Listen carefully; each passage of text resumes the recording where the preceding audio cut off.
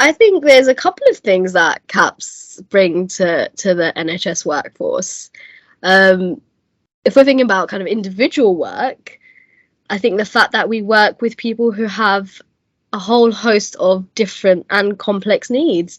You know, we do sort of say that CAPS bridge the gap, and we really do. I think what comes to my mind is part of my work has been in a disordered eating service in a borough that has kind of a very specialist service for disordered eating, with quite specific criteria, versus sort of very mild to moderate presentation. So we miss the group of people who might have comorbidity or increased risk or loads of things going on for them at the same time. So I think that's one of the important things that we bring as CAP.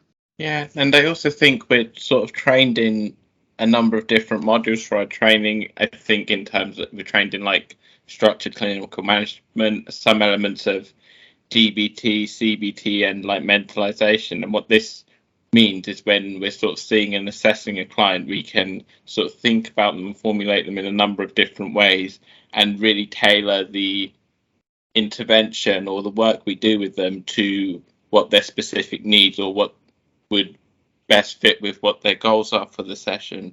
And I suppose it also helps to think like the client in context. And I think in this sense, because we work quite closely with the mental health team in like terms of meetings and stuff, we can also think about like these sort of social issues or some of like or their cultural identity or like aspects of their identity and how it's affecting like their current experience and how we can work together to get the sort of best possible outcomes from the sessions together. And yeah, definitely.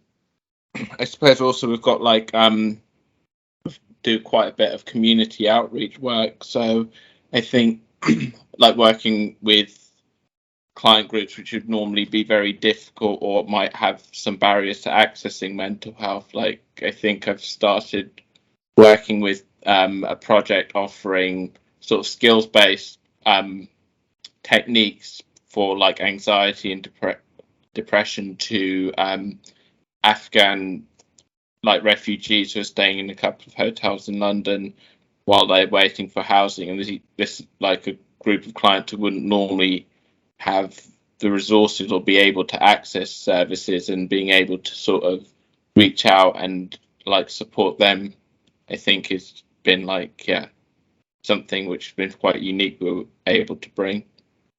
Yeah, and actually when I think about community engagement, I also think about all the amazing existing assets in the communities that we serve, all the kind of voluntary sector organizations and charities. You know, I've done some work with the Bangladeshi Mental Health Forum, which is a South Asian charity, where I was able to deliver a workshop on disordered eating during the month of Ramadan, which was very tailored and very appropriate. And I think this is when it's exciting. This is when we're doing something meaningful and just meeting the needs of the communities that we serve.